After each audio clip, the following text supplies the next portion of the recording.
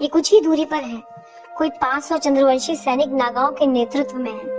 उन्होंने हमें गांव छोड़ने के लिए 30 मिनट का समय दिया था, किंतु मंदिर के ब्राह्मण को रोक लिया गया है। पर्वतेश्वर ने अपने क्रोध को नियंत्रित करते हुए अपनी मुट्ठियां भींच ली। हमारे पंडित जी बहुत अच्छे व्यक्ति हैं स्वामी, गांव के प्रधान ने कहा। उसकी आंखों में आंसू ढलक गए थे।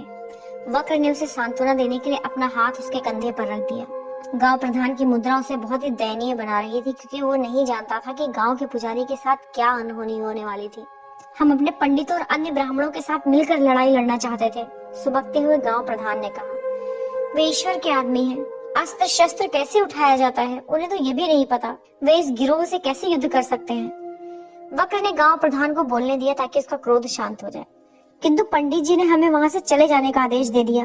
उन्होंने हमसे हमारी स्त्रियों और बच्चों के साथ भाग जाने के लिए कहा। उन्होंने कहा कि वे उस भाग्य का सामना करेंगे जो भाग्य भगवान ब्रह्मा ने उनके लिए लिखा था, किंतु यदि किसी की रक्षा हो सकती है तो उनकी रक्षा होनी चाहिए। पर्वतेश्वर का नाखून उसकी त्वचा में अंदर तक घुस गया। चंद्रवंशियों के इस प्रकार निहत्थों पर आक्रमण करने और क्षत्रियों से आमना सामना न करने की बात सुनकर उसका चेहरा बदरंग हो उठा था। वो अपने भाग्य पर कुपित हो रहा था कि वो एक ऐसी परिस्थिति में था कि कोई कार्यवाही नहीं कर सकता था। उसके मन का एक हिस्सा कहता था कि वो आदेशों को भूल जाए, किंतु वो इस बात से बंधा हुआ था कि नियम की अवहेलना न करे। ऐसे पागलपन को रोकना होगा। पर्वतेश्वर ने सिर घुमा कर देखा कि यह ध्वनि किधर से आई थी, जो उसकी सोच के मध्य में गुंजायमान हो गई थी। शिव के मुख के भाव ने उसे सत्य मिला दिया था। नीलकंठ के मुख पर अत्यधिक क्रोध की ऐसी ज्वाला धधक रही थी कि एक बारगी देवगढ़ भी सत्य में आकर कांप जाए।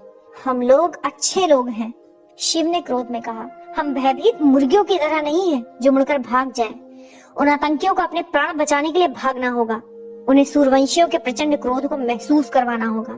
गांव प्रधान के पीछे खड़ा एक ग्रामवासी बोला, किंतु वे त्रासदकारी हैं, हम उन्हें पराजित नहीं कर सकते। पंडित जी को ये पता था, इसी कारण से उन्होंने हमें वहां से निकल जाने का आदेश दिया था, लेकिन हमारे पास 1.5 सहस्त्र सैनिक हैं। शिव ने इस कायरतापूर्ण प्रदर्शन पर झुंझलाहट के साथ कहा, और साथ में आप लोग 500 और हैं। हम उनसे 1 से 4 की संख्या में अधिक है। हम उन्हें मिट्टी में मिला सकते हैं। हम उन्हें ऐसा सबक सिखाएंगे कि वे हमेशा याद रखेंगे। गांव प्रधान ने तर्क दिया, किंतु उनके पास नागा लोग हैं। वे अमानवीय रक्त पिपासु हत्यारे हैं। ऐसी बुराइयों के विरुद्ध हमारी क्या हस्ती हो सकती है। शिव की सहज बुद्धि ने उसे अनुभव कराया कि अंधविश्वास का सामना आस्था से ही किया जा सकता है। वो बग्घी की सीढ़ी पर चढ़ गया ताकि थोड़ी ऊंचाई प्राप्त कर सके। गांव वाले उसे घूर कर देख रहे थे। उसने अपना गुलूबंद उतार दिया और एक और फेंक दिया। अब उसकी आवश्यकता नहीं रह गई थी। मैं नीलकंठ हूँ। सभी सैनिकों ने बुराइयों के विनाशक को मंत्रमुग्ध होकर देखा। वे लोग इस बात पर अत्यधिक प्रसन्न थे कि उन्होंने अपने प्रारब्ध को सच्चाई से ग्रहण कर लिया था। गांव वालों को नीलकंठ के आगमन का संज्ञान नहीं था। वे अपनी आंखों के सामने पौराणिक कथा को सच होते देख स्तब्ध रह गए थे। मैं इन संतरासियों से युद्ध करने जा रहा हूँ, शिव ने गर्जना की। मैं उन्हें दिखाने जा रहा हूँ कि हम अब उनसे भयभीत नहीं हैं। जो पीड़ा हमें हो रही है उसी पीड़ा को मैं उन्हें महसूस करवाने जा रहा हूँ। मैं उन्हें ये बताने जा रहा हूँ कि वे जो चाहे कर सकते हैं कर लें, लेकिन मेरुका को रौंदा नहीं जा सकता है। वे लोग जो शिव के सामने खड़े थे, उनकी रीढ़ की हड्डियों को सीधी कर देने वाली और उनकी आत्माओं को प्रेरित कर देने वाली विशुद्ध ऊर्जा उनमें संचारित हो गई थी। कौन लोग मेरे साथ आ रहे हैं? मैं आ रहा हूँ। पर्वतेश्वर धधक उठा। उसे महसूस हो रहा था कि शिव की उद्घोषणा से उस पर लगे प्रतिबंध से मुक्ति मिल गई थी। मैं भी, सती ने कहा और उसके साथ नंदी, वीरभद्र और वक्र ने स्वर मिलाया। मैं भी। वहां खड़े प्रत्येक व्यक्ति का स्वर गूंजा। अचानक ही भयभीत ग्रामीण सच्चाई की सेना में बदल गए। सैनिकों ने अपनी तलवार निकाल ली। ग्रामीणों ने अपने अपने हथियार पकड़ लिए थे, जो भी उन्हें मिल सका। कूंज की ओर कूच करो, शिव ने एक अश्व पर चढ़कर चिल्लाकर कहा और अपने घोड़े को एड़ लगाकर सबसे आगे सरपट भगा दिया। पर्वतेश्वर और सती ने शीघ्रता से गाड़ी से घोड़े खोले और शिव के पीछे सरपट दौड़ा दिए। सूर्यवंशियों ने आक्रमण करने के उद्देश्य से जोर से हल्ला करते हुए दौड़ लगा दी। उस हल्ले की ध्वनि किसी भी नागा शंख की ध्वनि से अत्यधिक गर्जना वाली थी। जब वे कूंज में आंधी की तरह पहुंचे तो जिस आतंक का उन्हें अंदेशा था वही हुआ था।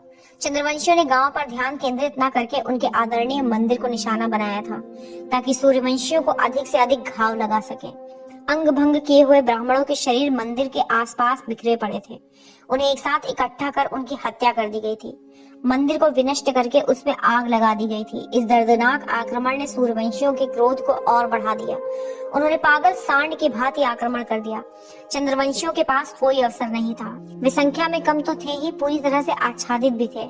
फिर उन्होंने इस प्रकार के अचानक पलटवार की आशा भी नहीं की थी। वे शीघ्र ही पराजित हो गए। कुछ चंद्रवंशी मैदान छोड़कर भागने लगे तो नागाओं ने उन्हें इकट्ठा कर पुनः संघर्ष करने पर विवश कर दिया। विपरीत परिस्थितियों को अपनी ओर करते हुए वे असंभावित साहस के साथ सूर्यवंशियों पर टूट पड़े। पर्वतेश्वर ऐसे लड़ रहा था जैसे कि उसमें दैवीय शक्ति हो। शिव ने सेनानायक को कभी युद्ध करते नहीं देखा था। वो उसकी दक्षता एवं वीरता को देखकर दंग रह गया था। शिव के समान पर्वतेश्वर भी इस बात को समझता था कि नागाओं को हराना ही उनकी विजय की महत्ता थी।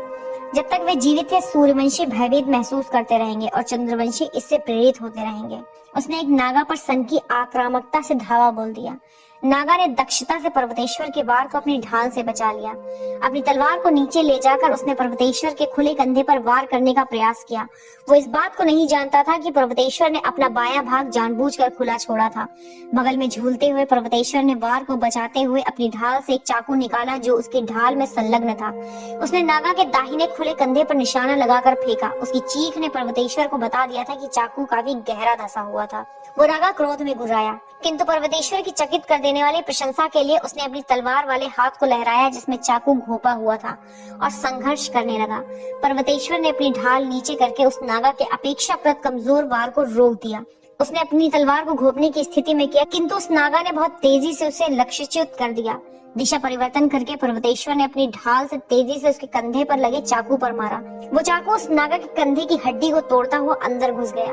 वो नागा पीड़ा में गुर्राया और लड़खड़ाया। यही आमंत्रण पर्वतेश्वर को चाहिए था। उसने अपनी तलवार को ऊपर से भोंकने की स्थिति में लाकर उसने नागा के हृदय में भोंक दिया। पर्वतेश्वर के इस प्राण घातक वार से वो नागा जड़ हो गया। पर्वतेश्वर ने तलवार को और गहरा घुसाकर उसके प्राण हर लिए। वो नागा बिना किसी हरकत के पीछे धड़ाम से गिर गया।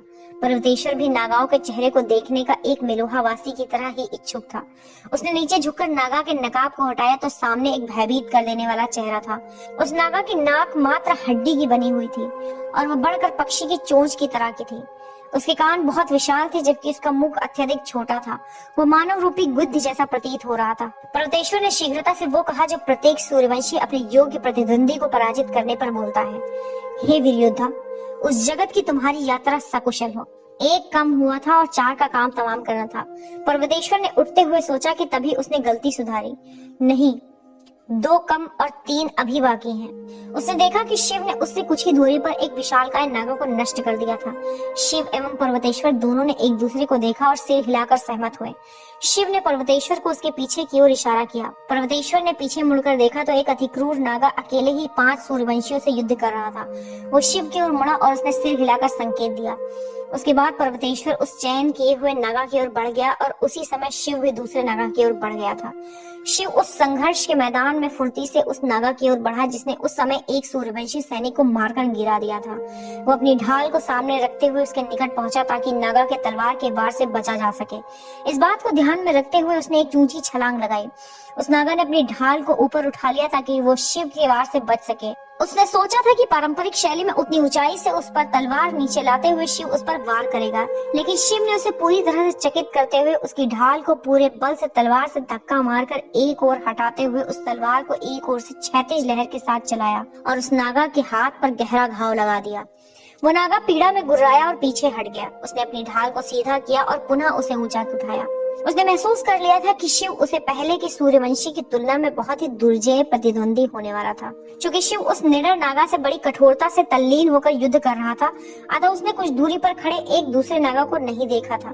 वो नागा इस बात को देख रहा था कि उसके आक्रमण को धीरे धीरे दबाया जा रहा था। बस मात्र कुछ समय की बात थी कि नागाओं और चंद्रवंशियों को मैदान छोड़कर भागना पड़ सकता था। उस नागा को नागाओं के इस पहले असफल आक्रमण के अपयश का सामना करना पड़ सकता था और वो देख रहा था कि वो शिव से, जिसने प्रति आक्रमण का नेतृत्व किया था, भविष्य के ऐसे लक्ष्यों की सफलता के लिए ऐसे आदमी को नष्ट करना आवश्यक था। उस नागा ने अपने धनुष को सामने निकाल लिया। इस मध्य शिव ने किसी भी संकट से अनजान उस दूसरे नागा के पेट में अपनी तलवार घुसेड़ दी थी। वो नागा शिव को अपनी ढाल से दबाता हुआ और पीछे हटता हुआ कठोरता से युद्ध कर रहा था। उसने तलवार को नीचे लाते हुए लहरा कर शिव को चोट लगाने का प्रयास किया, किंतु उसका प्रयास विफल रहा क्योंकि शिव की ढाल पहले से ही तैयार थी। वो अपनी तलवार को लगातार और गहरा दबाते हुए नागा के वारों से आड़ करता जा रहा था। कुछ समय के बाद उस नागा की आत्मा ने आत्मसमर्पण कर दिया। वो पीछे खिसक गया और उसके शरीर से रक्त का बहाव तेज हो गया। वो गिर गया। शिव ने उस गिरे हुए नागा को विस्मय से देखा। ये लोग दुष्ट अवश्य हैं, किंतु निडर सैनिक हैं। शिव ने बाईं ओर मुड़कर देखा तो पर्वतेश्वर ने भी उस नागा को मारकर गिरा दिया था जिससे वो भिड़ा था। वो घूमकर अंतिम नागा को ढूंढने का प्रयास कर रहा था। तभी उसे उस व्यक्ति की शोर मचाने वाली आवाज सुनाई दी जिसे वो समस्त कारणों से परे प्रेम करता था। शिव! वो दाहिनी ओर मुड़ा तो उसने देखा कि सती तेजी से उसकी ओर भागती चली आ रही थी। उसने उसके पीछे देखा कि कहीं कोई उसका पीछा तो नहीं कर रहा था। वहाँ कोई नहीं था। उसने त्योरी चढ़ाई। इससे पहले कि वो कुछ प्रतिक्रिया दिखा पाता, सती ने आगे की ओर छलांग लगा दी। उसकी छलांग का समय अत्यधिक ही सटीक था। कुछ दूरी पर खड़े उस नागा ने अग्निबाण चला दिया था। ये नागाओं का एक प्रसिद्ध विषयुक्त बाण था। उस बाण के अग्रभाग पर लगा हुआ विष पीड़ित के शरीर को अंदर से जला देता था और जिसे वो बाण लगता था वो धीरे धीरे एक पीड़ादायक मृत्यु की ओर अग्रसर हो जाता था और उसकी आत्मा पर कई जन्मों तक एक घाव छोड़ जाता था। बाण को शिव के कंठ की ओर सीधा चलाया गया था। बाण अपने मृत्यु कारक लक्ष्य की ओर अमोघ रूप से निकल पड़ा था। हालांकि उस नागा ने इस संभावना का आंकलन नहीं किया था कि उसके मार्ग में अवरोध भी आ सकता था। सती ने अपने शरीर को हवा के मध्य में ही मोड़ लिया था जैसे ही उसने शिव के सामने छलांग लगाई। वो बाण सती के सीने में क्रूर बल के साथ प्रवेश कर गया जिससे उसका शरीर हवा में पीछे की ओर उछल गया। वो झूलती हुई और अचल होकर शिव के बाईं ओर गिर पड़ी। शिव ने स्तब्ध होकर सती के औंधे पड़े हुए शरीर को देखा। उसका हृदय विदीर्ण हो गया। बुराइयों के विनाशक ने प्रचंड क्रोध में गर्जना की। उसने उस नागा की ओर धावा बोलने के लिए उस पागल हाथी की तरह दौड़ लगाई जो बस पागल होने की कगार पर था। उसकी तलवार उठी हुई थी। वो नागा नीलकंठ के उस रौद्र स्वरूप से कुछ क्षण के लिए तो बिल्कुल ही हिल गया, किंतु उसने शीघ्र ही अपने आप को संयत कर लिया। उसने अपने तरकश से फुर्ती से एक और बाण निकाला और उसे धनुष पर लगाकर चला दिया। शिव ने अपनी तलवार चलाकर उसे एक और कर दिया। नागा उस समय भयभीत हो गया जब उसने देखा कि शिव की गति में कोई अंतर नहीं पड़ा था और वो उसी तीव्र गति से उसकी ओर भागता चला आ रहा था। शिव ने तलवार भांजते हुए उस बाण को भी एक और कर दिया और अपनी गति को और बढ़ा दिया। वो नागा अभी तीसरे बाण तक पहुंचना ही चाहता था कि उसे देरी हो चुकी थी। उस समय तक शिव उस नागा के समीप आ चुका था। उसने एक भयंकर गर्जना के साथ हवा में छलांग लगाई और बड़ी तीव्रता से तलवार लहराई। उसकी तलवार के चलने के साथ ही एक ही बार में उस नागा का सिर धड़ से अलग हो गया। उसका अचेत शरीर धड़ाम से गिरा और उसका सिर अत्यधिक तीव्र गति से हवा में उड़कर दूर जा गिरा, जबकि अब भी उसका हृदय उसके शरीर को रक्त प्रदान ही कर रहा था, जिस कारण वो रक्त उसके कटे धड़ से पिचकारी के समान बाहर निकल पड़ा था। नीलकंठ के प्रति हिंसा की प्यास बुझी नहीं थी। चीखते हुए शिव झुका और उस नागा के मृत शरीर को काटता चला गया, जबकि उसके छोटे छोटे टुकड़े नहीं हो गए।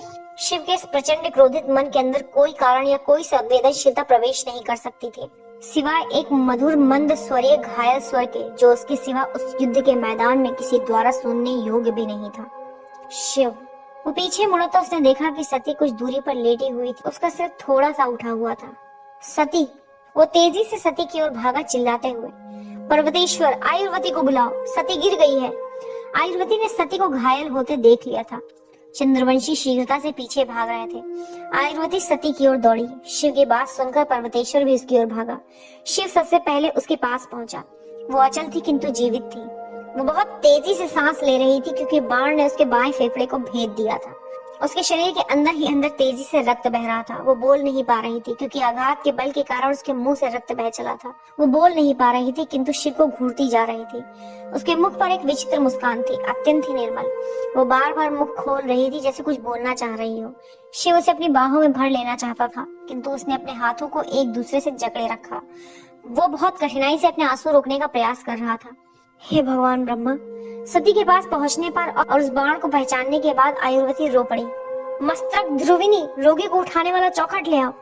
पर्वतेश्वर, आयुर्वती मस्तक ध्रुविनी ने सती को उठाकर गांव के एक घर तक पहुंचा दिया। आयुर्वती के अन्य सहायक इससे पूर्व ही उस झोपड़ी को साफ कर शल्य कर्म के उपकरणों को लगा चुके थे। बाहर ही प्रतीक्षा करें प्रभु। आयुर्वती ने अपना हाथ उठाकर शिव से कहा। शिव आयुर्वती के साथ झोपड़ी में जाना चाहता था किंतु पर्वतेश्वर ने उसके कंधे का स्पर्श करके उसे बाहर ही रोक दिया। आयुर्वती विश्व की सबसे अच्छी वैद्यों में से एक है शिव, उसे अपना काम करने दीजिए। शिव ने मुड़कर पर्वतेश्वर को देखा, जो अपनी भावनाओं को नियंत्रित करने का प्रशंसा भरा प्रयास कर रहा था, किंतु उसकी आंखों की एक झलक मात्र से ही शिव को पता चल चुका था कि पर्वतेश्वर सती के लिए उतना ही डरा हुआ था जितना कि वो स्वयं, संभवतः उससे भी अधिक जितना कि वो इससे पूर्व अग्नि परीक्षा से डरा हुआ था। अचानक ही उसके मन में एक सोच उभरी। वो मुड़ा और तेजी से सबसे निकट नागा के शरीर के पास गया। शीघ्रता से झुकते हुए उसने उसकी दाहिनी कलाई को देखा। वहां कुछ नहीं पाकर वो दूसरे नागा के शरीर की ओर गया। इस मध्य पर्वतेश्वर ने अपने व्याकुल मन को संयत किया तो उसे याद आया कि उसके कई महत्वपूर्ण कार्य करने थे। उसने वक्र को बुलाया और आदेश दिया, युद्धबंदियों को पहरे में रखो, वैद्यों को बुलाओ और चंद्रवंशियों समेत सभी घायलों का उपचार करवाओ। घायल चंद्रवंशियों ने पहले ही विषपान कर लिया है स्वामी, वक्र ने कहा। आप तो जानते ही हैं कि वे कभी जीवित पकड़ में नहीं आना चाहते। पर्वतेश्वर ने विध्वंसकारी दृष्टि से वक्र को देखा, जैसे कह रहा हो कि ये अनावश्यक विवरण सुनने में रुचि नहीं रखता था और वक्र को शीघ्र अपना काम प्रारंभ कर देना चाहिए था। जी हाँ स्वामी, वक्र ने पर्वतेश्वर के मुंह का आदेश को समझकर कहा। किसी अचानक आक्रमण की दशा से निपटने के लिए एक बाहरी घेरे की व्यवस्था करो, पर्वतेश्वर ने कहना जारी रखा। उसकी चेतनता उसके पीछे के घर में सती की हालत में उलझ गई और वक्र ने पर्वतेश्वर की ओर देखा। उसे अपने स्वामी की हिचकिचाहट पर आश्चर्य हुआ। उसने अपने स्वामी को इससे पूर्व कभी भी हिचकिचाते हुए नहीं देखा था। वक्र की सहज बुद्धि ने उसे चुप ही रखा। उसने अपने स्वामी के कथन को पूरा करने की प्रतीक्षा की और पर्वतेश्वर ने कहना जारी रखा, और मंदिर में कुछ संदेश वाहक कबूतर जीवित होंगे। एक लाल रंग का पत्र देवगिरी को भेजो, सम्राट को। उन्हें बताओ कि राजकुमारी सती गंभीर रूप से घायल है। वक्र ने अविश्वास से उन्हें देखा। उसे सती के बारे में कुछ भी पता नहीं था, किंतु उसने बुद्धिमत्ता दिखाया और कुछ नहीं बोला। सम्राट से बताना है कि, पर्वतेश्वर ने कहना जारी रखा, कि उसे अग्निबाण लग गया है। हे भगवान इंद्र! अपने सदमे के संतरास को नियंत्रित न कर पाने के कारण वक्र ने बिना कुछ समझे बक दिया। अभी जाकर ये काम करो सेनापति, पर्वतेश्वर ने गुर्राहट भरे स्वर में कहा। जी हाँ प्रभु, वक्र ने एक दुर्बल अभिवादन कर कहा। शिव ने इस मध्य 4 नागाओं के हाथों के परीक्षण कर लिए थे। उनमें से किसी ने भी चमड़े का बना हुआ कड़ा नहीं पहना था जिस पर सर्पों वाला ओम बना हुआ हो, जिसे शिव पहचानना चाह रहा था। वो अंतिम नागा के पास पहुंचा, उसी के पास जिसने सती पर बाण चलाया था और जिसे शिव ने काट कर मार दिया था। उसके दाहिने हाथ को ढूंढने से पहले उसने उसके धड़ को घृणा से एक ठोकर मारी। उसे वो शरीर का टुकड़ा ढूंढने में कुछ समय लगा। उसे पाकर उसने उसके बचे कुचे लबादे को उठाकर कलाई का परीक्षण किया। कोई चमड़े का कड़ा नहीं था। ये वो नहीं था। शिव झोपड़ी के पास वापस आया तो उसने देखा कि पर्वतेश्वर एक तिपाई पर बाहर बैठा हुआ था।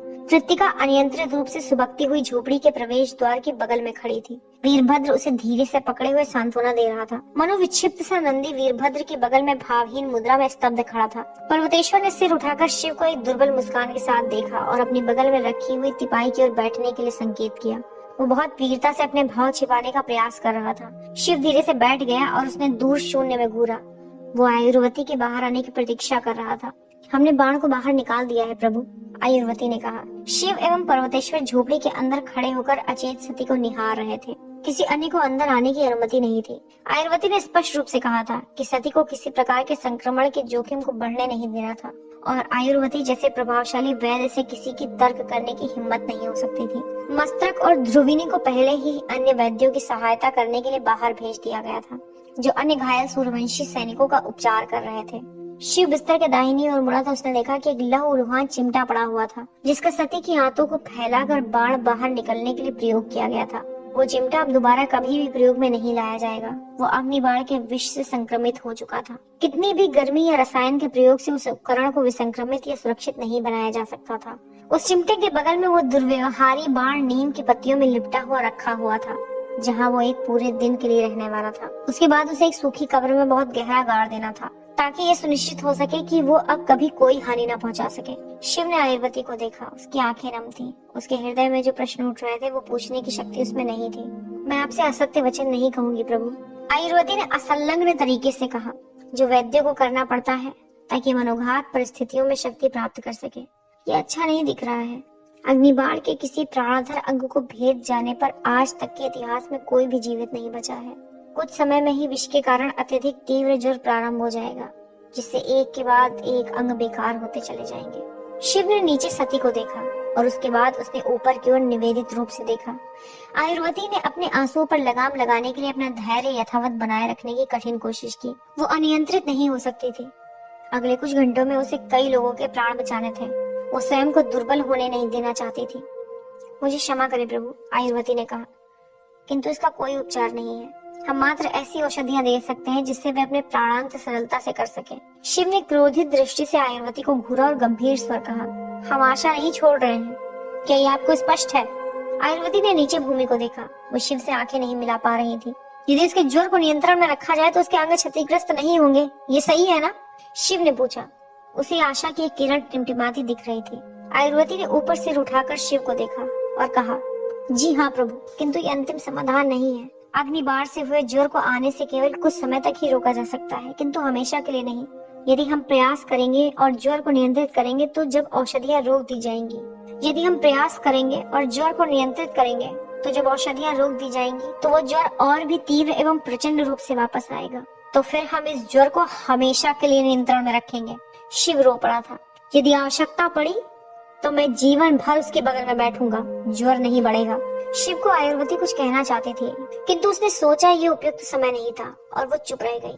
वो शिव के पास कुछ घंटों के बाद पुनः आएगी। वो जानती थी कि सती को बचाया नहीं जा सकता था, यह संभव था। कीमती समय इस व्यर्थ के बाद विनोद में नष्ट हो रहा था। ये समय दूसरे कई लोगों की जीवन रक्षा में लगाया जा सकता था। ठीक है प्रभु, आयुर्वती ने सती को औषधि देते हुए कहा, जो उसके ज्वर को नियंत्रित रख सकता था। ये उनके ज्वर को कुछ घंटों तक नियंत्रित रखेगा। उसके बाद उसने पर्वतेश्वर की ओर एक क्षण के लिए देखा, जो पीछे खड़ा हुआ था। पर्वतेश्वर जानता था कि ज्वर को नियंत्रित रखने का अर्थ था कि सती की यातना को और अधिक देर तक खींचना, किंतु उसे भी शिव के समान ही आशा की एक छोटी सी किरण टिमटिमाती दिखाई दे रही थी। शिव की ओर मुड़ते हुए आयुर्वती ने कहा, प्रभु आप भी घायल हैं, मुझे मरहम पट्टी लगाने दीजिए और मैं चली जाऊंगी। मैं ठीक हूँ। शिव ने एक पल के लिए भी सती पर से अपनी दृष्टि हटाए बिना कहा, नहीं आप ठीक नहीं है प्रभु। आयुर्वती ने दृढ़ता से कहा, आपके घाव गहरे हैं, यदि उनमें कोई संक्रमण हो जाता है तो वो प्राण हारक बन सकता है। शिव ने उत्तर नहीं दिया। वो सती को यथावत निहारता रहा और अपने हाथ की मुद्रा से मानने से मना कर दिया। शिव! आयुर्वती चिल्ला पड़ी। शिव ने उसकी ओर देखा तो वो बोली, आप सती की सहायता नहीं कर सकते यदि आप स्वयं ही अस्वस्थ हो जाएंगे। उस कठोर वचन का इच्छित असर हुआ। हालांकि शिव अपने स्थल से हिला नहीं, किंतु उसने आयुर्वती को अपने घाव का उपचार करने दिया। उसके बाद आयुर्वती ने पर्वतेश्वर के घावों पर मरहम पट्टी की और झोपड़ी से बाहर निकल गई।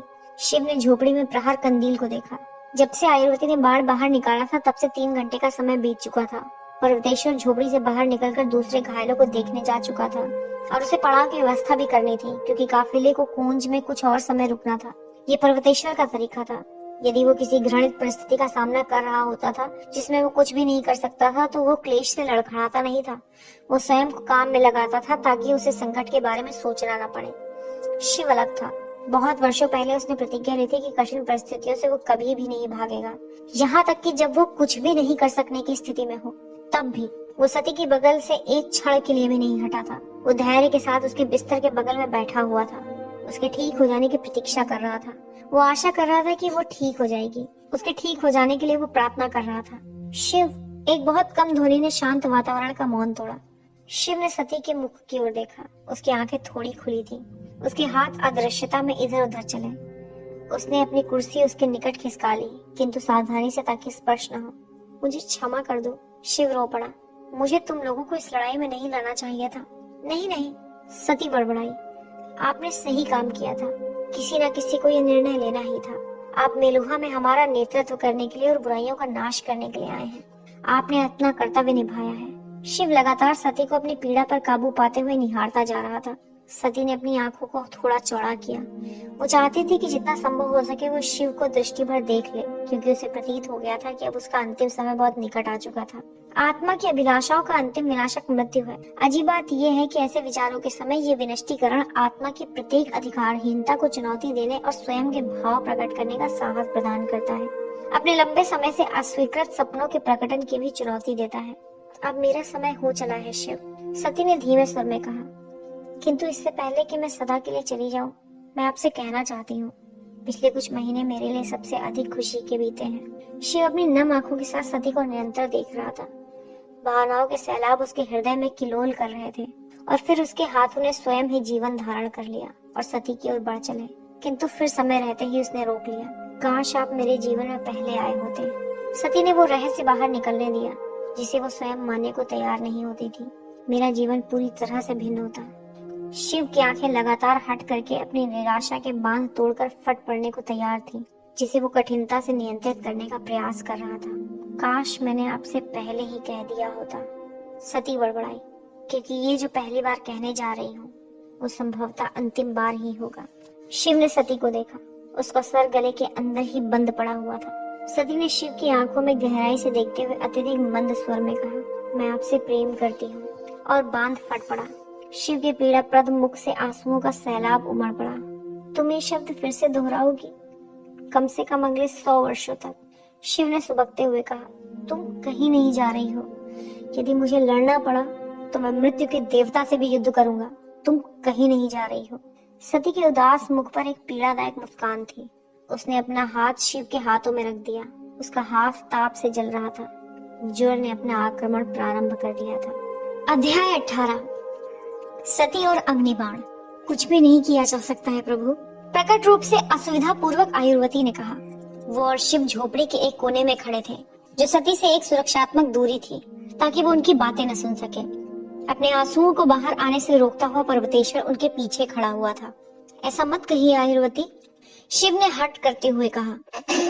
आप इस भूमि की सबसे अच्छी वैद्य हैं। हमें बस इतना करना है कि ज्वर को तोड़ना है। इस ज्वर को तोड़ा नहीं जा सकता है, आयुर्वती ने कारण बताया। अग्निबाण के विष का कोई उपचार नहीं है। ज्वर को नियंत्रित रखकर हम केवल सती की यातना को ही बढ़ा रहे हैं। जैसे ही औषधियां रुकेंगी, ज्वर प्रतिशोध पूर्ण ढंग से आक्रमण करेगा। जाने दीजिए शिव। बिस्तर से एक शक्तिहीन स्वर की भुनभुनाहट हुई। सभी लोग मुड़कर सती को देखने लगे। उसके मुख पर मुस्कान थी, जो अवश्यंभावी की स्वीकृति के पश्चात ही आती है। मुझे कोई खेद नहीं है। मैंने आपको बता दिया है जो मुझे बता देना चाहिए था। मैं संतुष्ट हूँ। मेरा समय आ गया है। अभी आस मत छोड़ो सती। शिव रो पड़ा। तुम अभी तक गई नहीं हो। हम लोग कोई ना कोई रास्ता निकाल लेंगे। मैं कोई ना कोई रास्ता निकाल लूंगा। बस मुझ पर भरोसा रखो। सती ने आत्मसमर्पण कर दिया। उसमें शक्ति नहीं बची थी।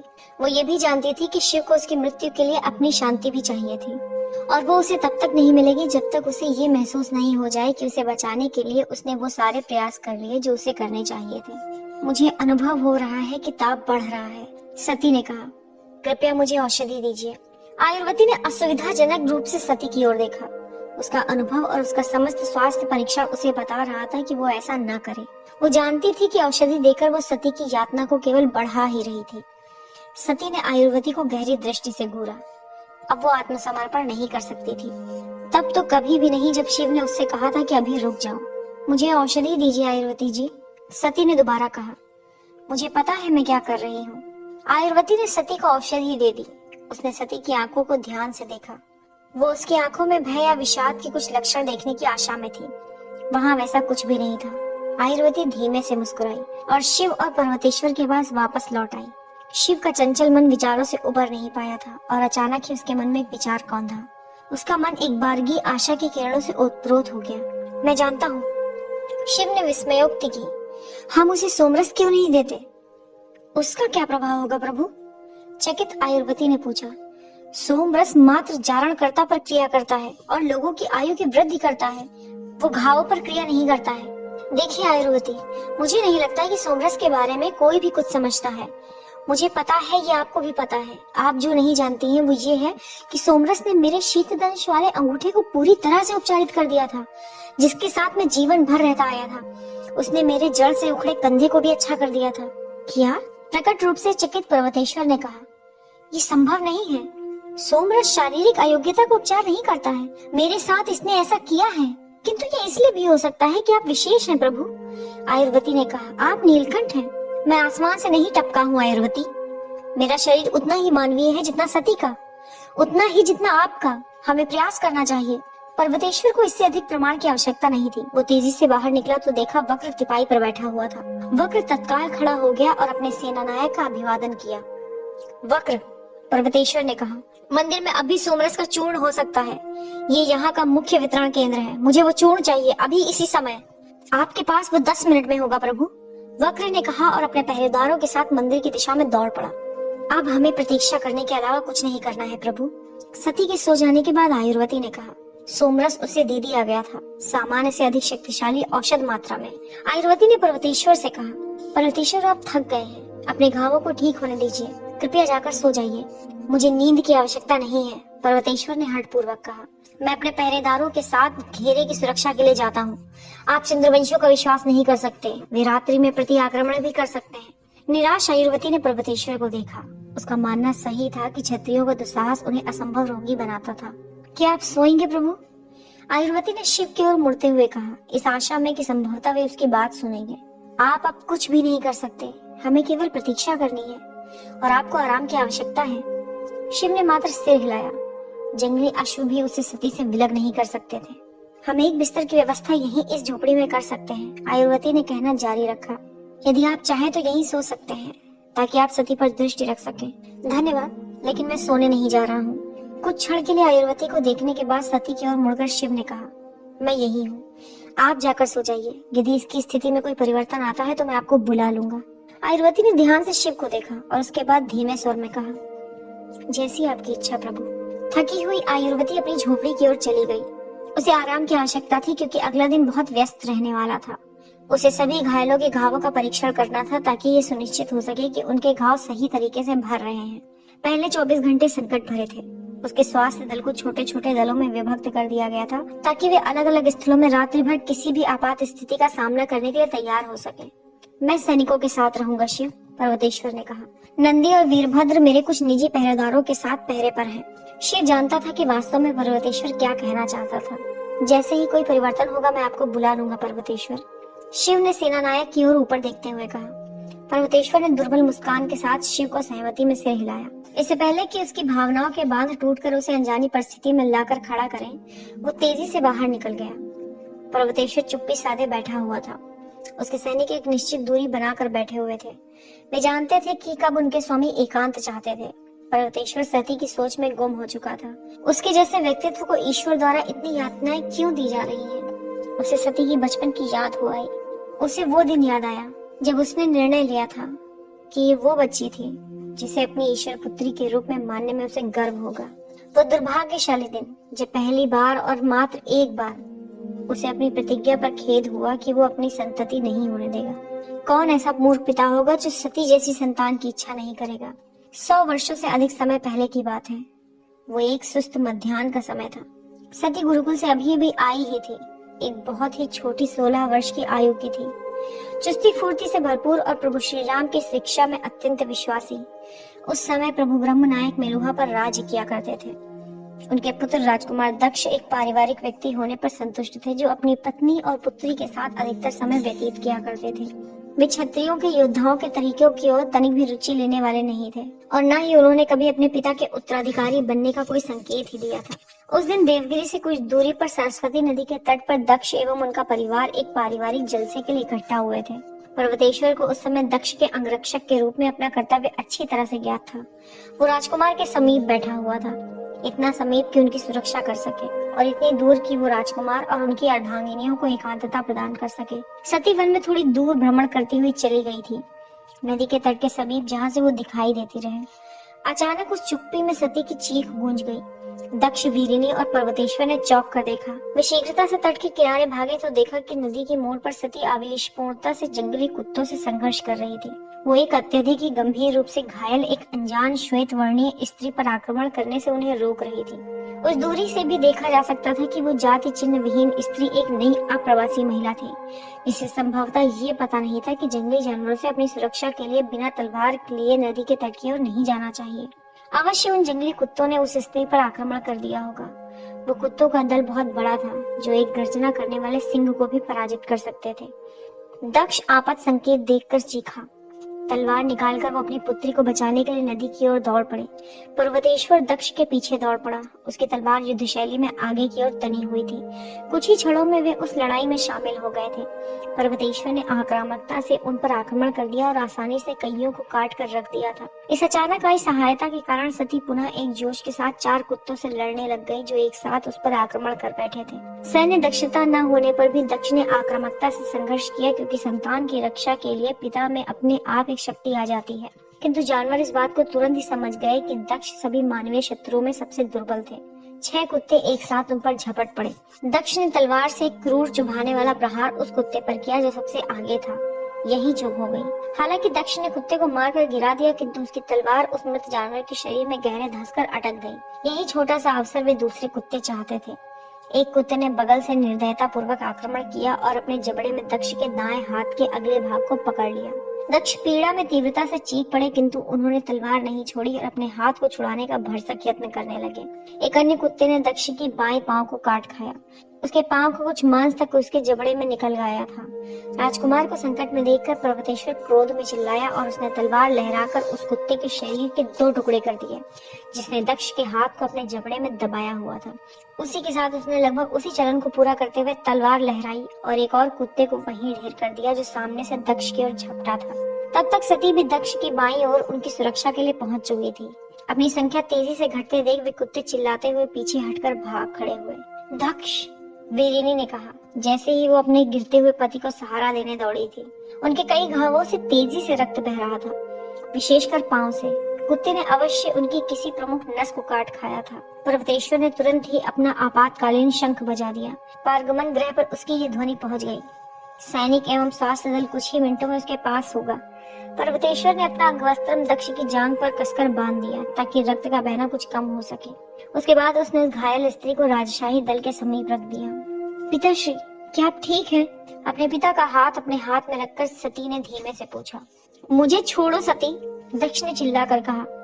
तुम क्या सोचती हो? तुम क्या कर रही थी? हमेशा ही लाड़ प्यार करने वाले अपने पिता की उस हिंसक प्रतिक्रिया को देखकर सती चुप रह गई। किसने तुमको नायक बनने के लिए कहा था? दक्ष ने गुस्से में कुलबुलाते हुए डांटा। यदि तुमको कुछ हो जाता तो मैं क्या करता? मैं कहाँ जाता? और तुमने किसके लिए अपने प्राण संकट में डाले थे?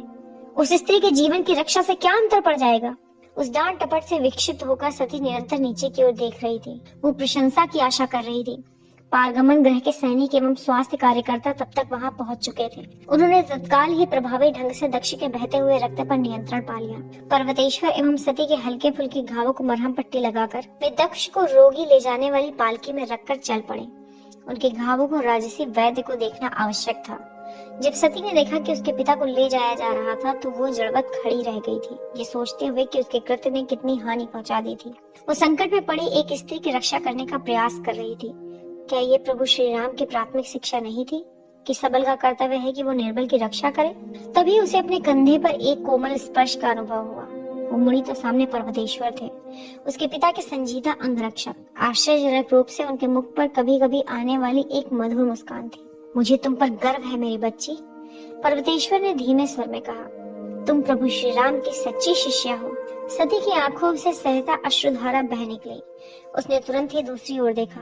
स्वयं पर नियंत्रण करने में थोड़ा समय लेते हुए उसने सिर उठाकर एक थकी हुई मुस्कान के साथ उस व्यक्ति को देखा जिसे वो पितृतुल्य पुकारते हुए पलने और बढ़ने वाली थी।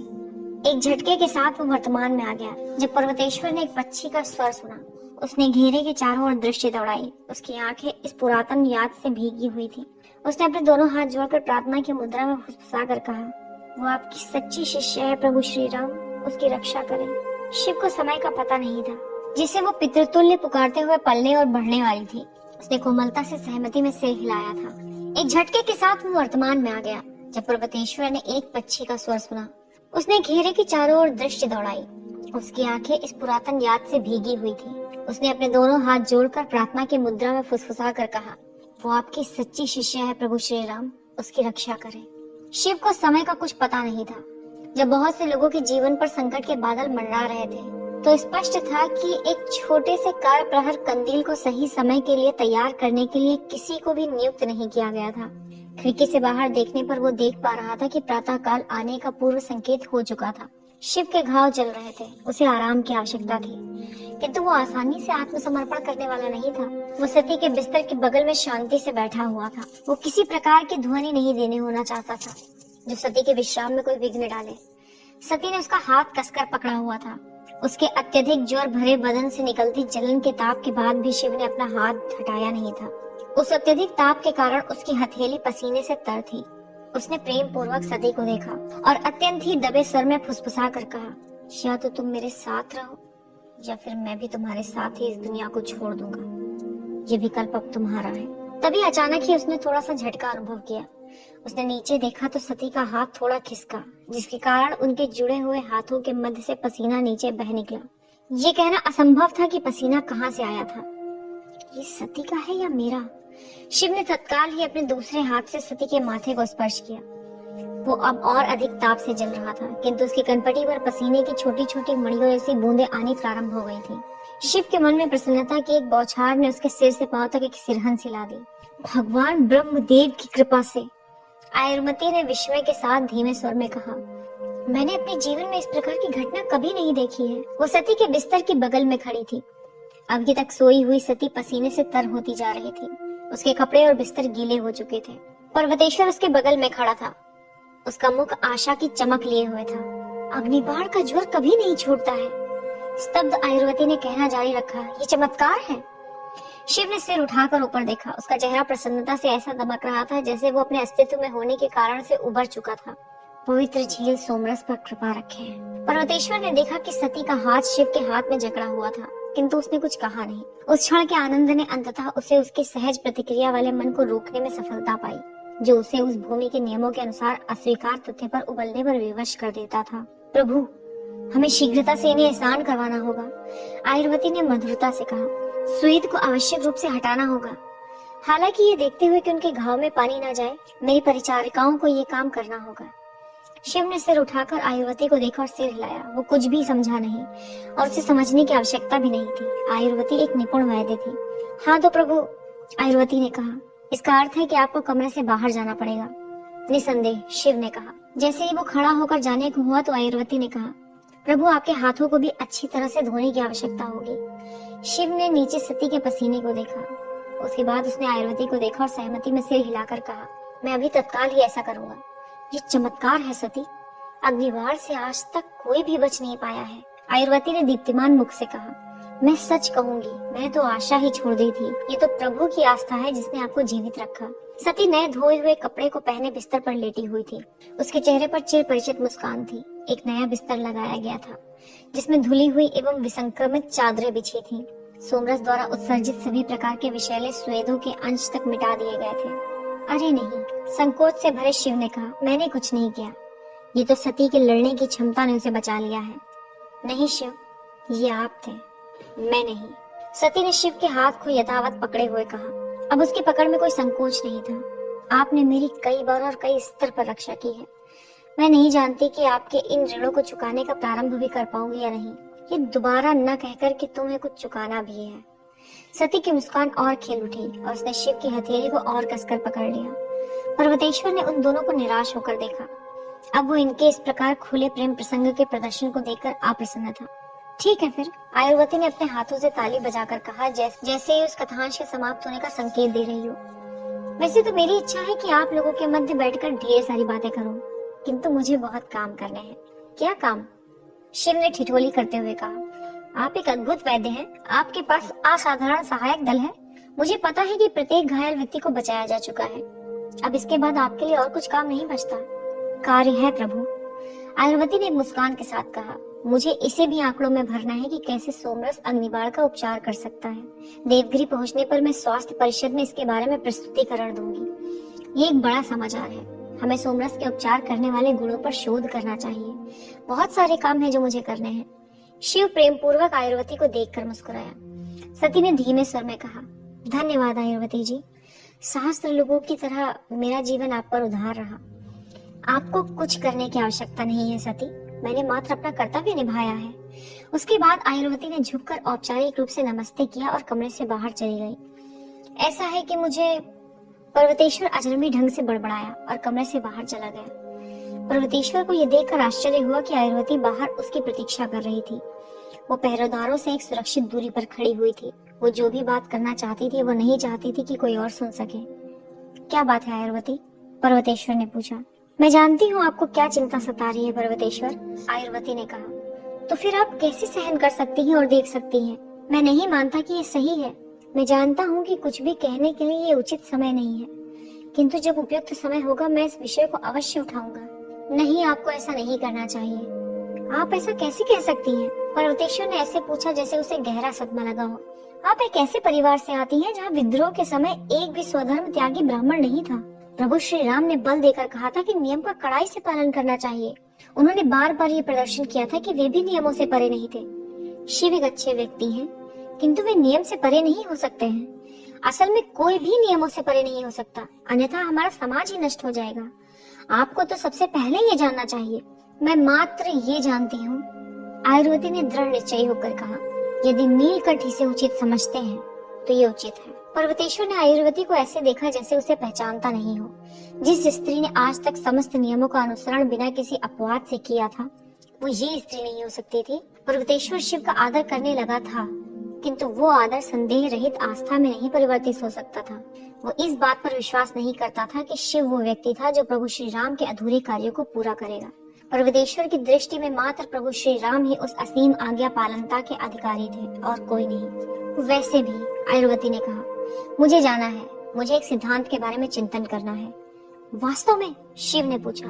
मेलुहा में यह आवश्यक नहीं कि सम्राट का सबसे बड़ा बेटा ही उसका उत्तराधिकारी बनेगा। हाँ, सती ने उत्तर दिया। शिव और सती ने पिछले सप्ताह कई घंटे महत्वपूर्ण एवं सांसारिक विषयों के बारे में बातचीत करने में बिताए थे। सती स्वस्थ तो हो रही थी, किंतु अभी भी बिस्तर से उठ नहीं पाई थी। राजसी काफिले ने कूंज में ही पड़ाव डाल दिया था, जब तक कि सभी घायल चलने की अवस्था तक भले चंगे न हो जाए। लोथल की यात्रा रद्द कर दी गई थी। शिव और पर्वतेश्वर ने निर्णय लिया था कि जैसे ही सब घायल अच्छे हो जाएं, तो यही अच्छा रहेगा कि वे अब देवगिरी वापस लौट चलें। सती ने हल्के से करवट बदली ताकि उसकी पीठ में होती पीड़ा को थोड़ा आराम मिल सके, किंतु उसने शिव के हाथ को यथावत पकड़े रखा था। शिव झुका और उसने सती के मुख पर आए बालों के एक गुच्छे को हटा दिया। वो प्रेम पूर्वक मुस्कुराई और उसने कहना जारी रखा, ऐसा है कि लगभग 250 साल पहले तक मेलुहा में राजाओं की संतान उनकी पैदाइश नहीं होती थी, बल्कि मैका व्यवस्था से आते थे। अतः उस समय उनकी सबसे बड़ी संतान के बारे में जानने का प्रश्न ही नहीं उठता था। हम मात्र इतना जानते थे कि वो उनका पहला दत्तक पुत्र था। बात बिल्कुल सही है, किंतु इसके अतिरिक्त ये भी आवश्यक नहीं था कि प्रथम दत्तक पुत्र ही उत्तराधिकारी बनेगा। स्थिरता एवं शांति के लिए ये एक और नियम था जो प्रभु श्री राम ने स्थापित किया था। आप देख सकते हैं कि पुराने युग में कई राजशाही परिवार हुआ करते थे जो छोटे छोटे राज्यों पर शासन किया करते थे।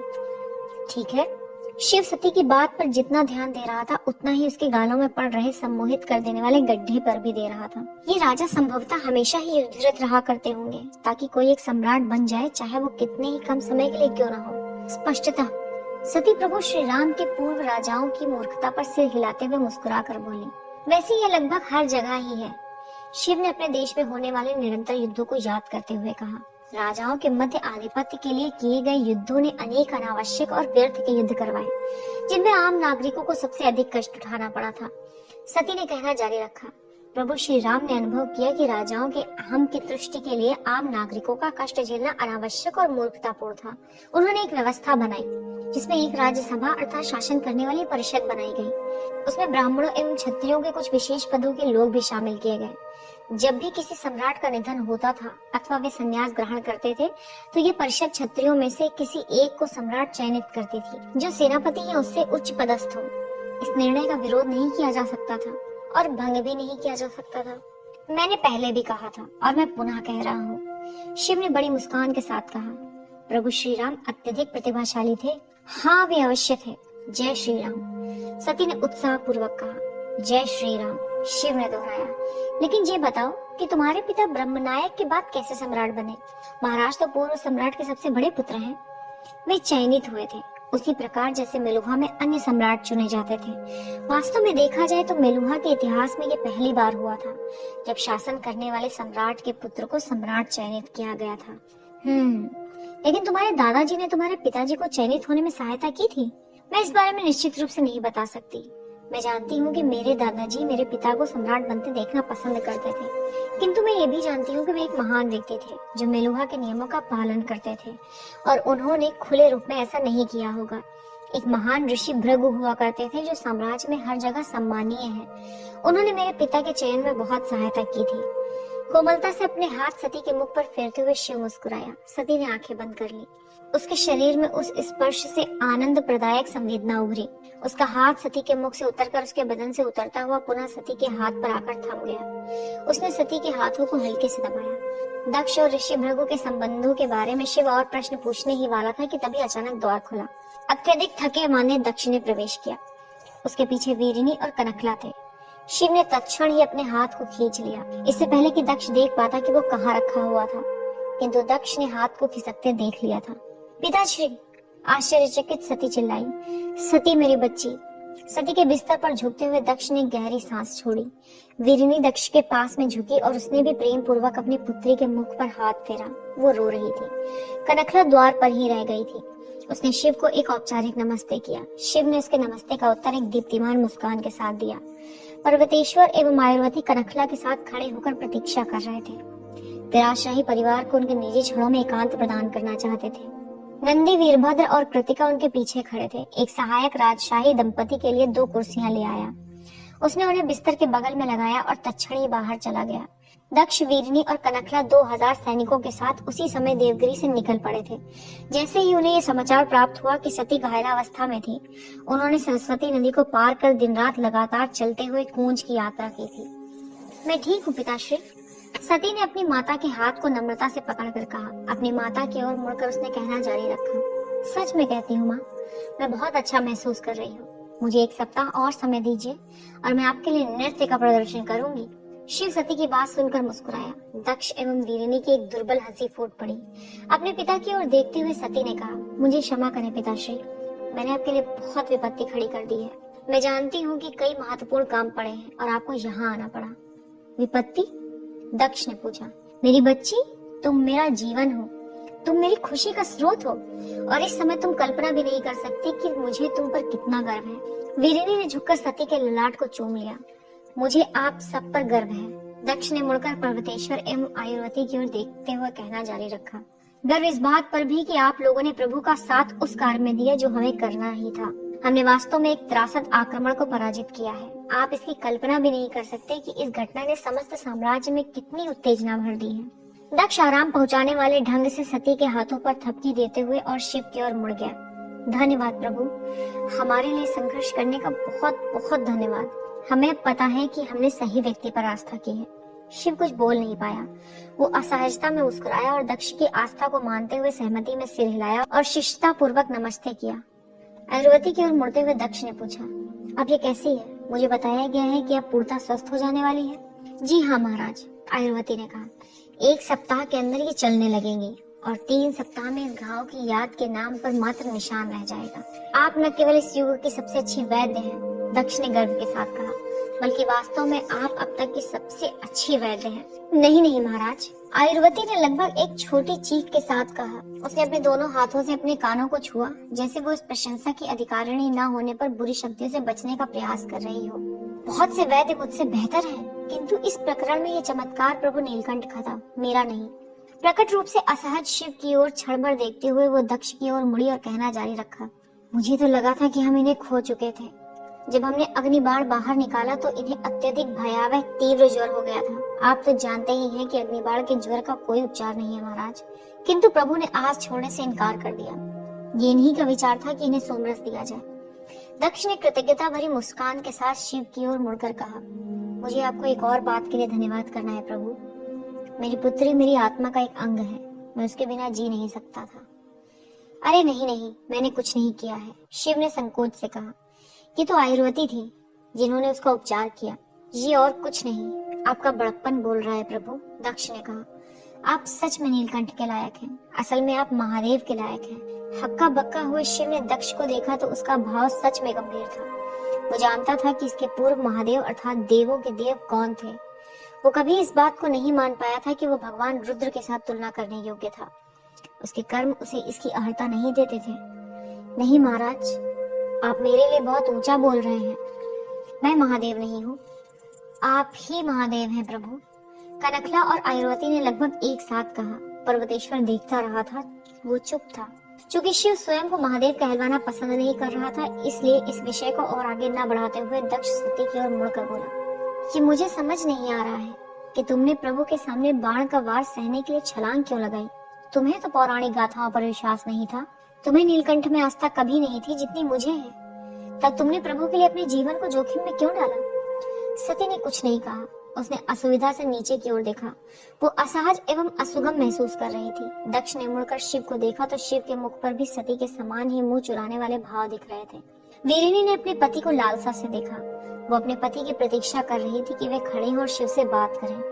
दक्ष अचानक ही खड़ा हो गया और बिस्तर के दूसरी ओर शिव की ओर औपचारिक नमस्ते की मुद्रा में हाथ जोड़कर गया। चकित शिव ने उठकर अपने सिर को थोड़ा झुकाकर दक्ष के नमस्ते का उसी प्रकार औपचारिक रूप से हाथ जोड़कर उत्तर दिया। प्रभु, संभवतः ये पहली बार हुआ है जब मेरी पुत्री की जिह्वा मेरे समक्ष हिली नहीं है, दक्ष ने कहा, और मैं इतने समय में आपको भी समझ चुका हूँ। आप हमेशा दूसरों को कुछ देंगे किंतु अपने लिए कुछ मांगेंगे नहीं, इसलिए यहाँ मैं अपनी ओर से ही प्रारंभ करूंगा। शिव अपनी त्योरी चढ़ाकर दक्ष की ओर गहरी दृष्टि से देखा। मैं आपसे झूठ नहीं बोलूंगा प्रभु, दक्ष ने कहना जारी रखा। नियम के अनुसार मेरी पुत्री विकर्म है, क्योंकि उसने एक मृत शिशु को जन्म दिया था। ये उतना गंभीर अपराध नहीं है। ये उस बालक के पिता के पूर्व जन्म के कर्मों के कारण भी हो सकता है, किंतु हमारे साम्राज्य का ये नियम है कि माता पिता दोनों को ही दोषी माना जाए। मेरी प्रिय पुत्री को इस नियम के अनुसार ही विकर्म की श्रेणी में रख दिया गया था। शिव ने दक्ष की ओर देखा, किंतु उसके मुख का भाव स्पष्ट बता रहा था कि वो सोचता था कि विकर्म नियम अनुचित था। ऐसा माना जाता है कि विकर्म व्यक्ति बुरे भाग्य के वाहक होते हैं, दक्ष ने कहना जारी रखा। इसलिए यदि वो विवाह करती है तो वो अपने बुरे भाग्य से अपने पति को आच्छादित करेगी और संभव है अपनी संतति को भी। वीरिनी ने अपने पति को अगम्य ढंग से देखा। मैं अपनी पुत्री को जानता हूँ प्रभु, दक्ष ने कहना जारी रखा।